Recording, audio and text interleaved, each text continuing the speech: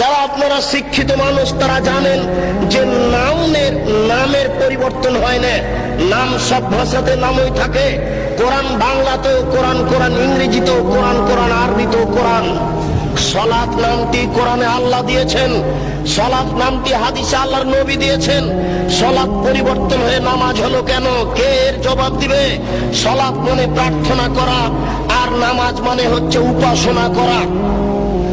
সিয়াম মানে হচ্ছে বিরত থাকা, আর রোজা মানে হচ্ছে উপবাস থাকা। সিয়াম নামটা নবী দিয়েছেন, সিয়াম নামটা আল্লাহ দিয়েছেন। সিয়াম হচ্ছে নাম, কেন পরিবর্তন হলো এর জবাব কে দিবে? হিন্দু উপবাস থাকে, রোজা সবাই থাকতে পারে, সিয়াম সবাই থাকতে পারে না। সূর্য ওঠার পূর্ব থেকে ফজরের আজান থেকে নিয়ে সূর্য ডুবা পর্যন্ত খাওয়া পান করা যাবতীয় অপছন্দ কথা ও কর্ম থেকে বিরত থাকার নাম হচ্ছে সিয়াম। মাথায় কাপড় না দিয়ে একটা মহিলা রোজা থাকতে পারে, সিয়াম থাকতে পারে না।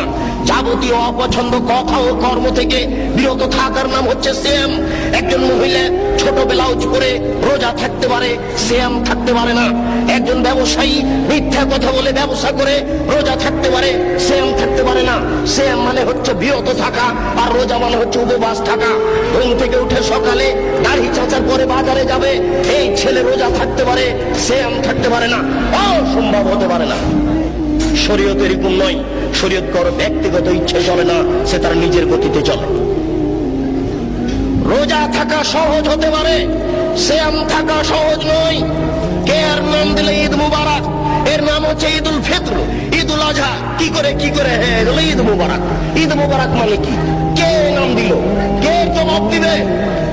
অতএব আল্লাহকে ডাকার সবচেয়ে বড় মাধ্যম হচ্ছে সলাত। সলাতের মাধ্যম দিয়ে আল্লাহকে বেশি ডাকা যায়। মহান আল্লাহ বলেন, হাফিজু আলাস সালাওয়াত ওয়াস সালাতিল উস্তা, তোমরা 5 ওয়াক্ত সালাতকে ঠিক মতো আদায় করো, বিশেষভাবে আসরের সালাতকে ঠিক মতো আদায় করো। নবী করিম সাল্লাল্লাহু আলাইহি সাল্লাম যখন মুআয ইবনে জাবালকে পাঠালেন ইয়ামান দেশে, তখন তিনি বললেন, মুআয মনে রাখো, ইন্নাকা তাতি আহলা কিতাবিন, তুমি যাচ্ছ ইহুদি খ্রিস্টানদের নিকটে দ্বীন প্রচার করতে। ফাদউ মিনা শাহাদাতি লা ইলাহা ইল্লাল্লাহ, সর্বপ্রথম তুমি মানুষকে বলো আল্লাহ ব্যতীত কোনো মাবুদ নেই, মুহাম্মদ আল্লাহর রাসূল। মানুষকে সাক্ষী দিতে হবে আল্লাহ ব্যতীত কোনো মাবুদ নাই। সংক্ষিপ্ত সময়ের কারণে আপনার কাছে আমি কিছু বলে যেতে পারছি না। আমি সাক্ষ্য দিচ্ছি আল্লাহ ব্যতীত কোনো মাবুদ নাই। এই কথা বাংলাদেশের লোকেরা বুঝে না, সৌদি আরবের লোকেরা বুঝেছিল। সৌদি আরবের লোকের মাবুদ ছিল 360 জন। সৌদি আরবের লোকের নকল আল্লাহ ছিল 360 জন।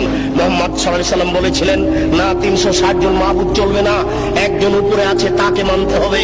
তখন আত্মীয় স্বজন বলেছিল, এ কি যেমন তেমন বোধ, এ কি যেমন তেমন খারাপ।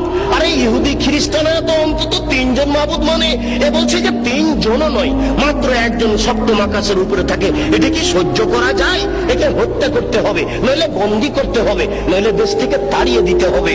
যে কোনো একটা সিদ্ধান্ত নিতে হবে। তিনি বলেছিলেন লা ইলাহা ইল্লাল্লাহ। তারা বুঝেছিল, আমি বুঝতে পারি না। আমি সাক্ষ্য দিচ্ছি আল্লাহ ব্যতীত কোনো মাবুদ নাই, আমি সাক্ষ্য দিচ্ছি আল্লাহ ব্যতীত কোনো মাবুদ নাই।